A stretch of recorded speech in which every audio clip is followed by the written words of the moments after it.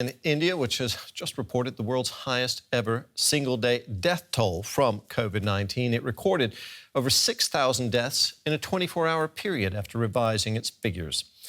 Even so, Delhi has started to ease restrictions and migrant workers are returning to the city desperate to earn a living, but there may not be enough jobs to support them.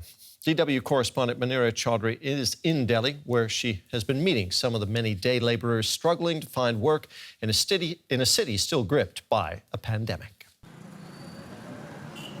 Daily wage laborers gather here every morning to find work. 32-year-old Yogesh Kohli is one of them. He is an unskilled migrant laborer who has been working in the informal sector in the capital for almost 6 years. But times are tough for him. He was left without any work when Delhi went into lockdown after the city was hit by the second wave of COVID-19. We're barely getting any work. There is so much unemployment.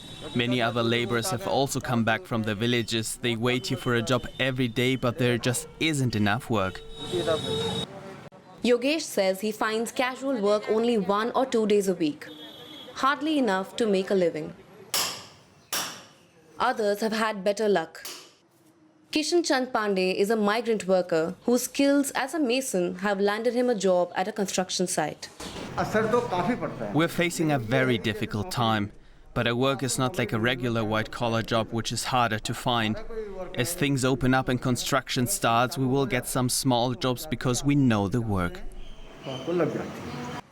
Pandey says that if there is another major disruption from a third wave, he would have to take loans to survive. As the city begins to open up again with some economic activities resuming, many of such migrant workers have made their way back into the city in hopes of finding work. But still, not much is coming their way. And according to a new study, it's not just the informal sector which is suffering yet again, but millions of people in the country have lost their jobs and the urban unemployment rate has shot up. Economist Prabhakar Singh says the problem is much bigger. He says that many migrant workers are choosing not to come back at all and are dropping out of the workforce because they see few opportunities of finding employment. And he thinks any recovery will take time. It's not the virus cycle which determines the economic cycle. It is basically the larger effect of the first wave is still lingering on, and it will compound with this second surge, and it will possibly get into a bigger effect, or it will take a longer time for the economy for the labor market for the employment rates to come to the nominal or normal terms. Yogesh, the unskilled worker, remembers how last year millions were left jobless during the national lockdown. Some of them never found work again. He fears that the same may happen to him. I'm thinking that if I don't get work soon, I'll go back to my village. And it looks like I might have to. There seems to be no work right now. It was another day with no job for Yogesh. He will be back again at the same spot tomorrow morning waiting for work. But he doesn't know how much longer he can hold out. And our correspondent Manira Chaudhry, who filed that report, joins us now from Delhi. Manira, what's the Indian government doing to address this mass unemployment issue?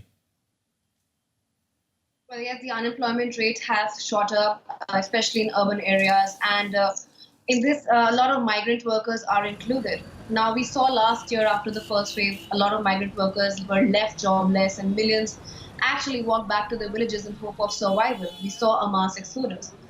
Post that, we saw the government announcing a lot of schemes and packages, including distributing food grains. So now in the second wave, most of those schemes and packages are still continuing. But while they are continuing, so is the impact of the nationwide lockdown that happened last year. And we are still seeing the impact of that, and the labor market is hit. Now, India just reported a new one-day record for COVID deaths, but the pandemic is said to be slowing down, at least in urban areas. What's the government's strategy now, Manira, for tackling the pandemic? Well, yes, as you said, the worst seems to be over for the for the urban areas. But yes, the rural areas are still pretty much badly hit, and they have insufficient healthcare. So the challenge is bigger.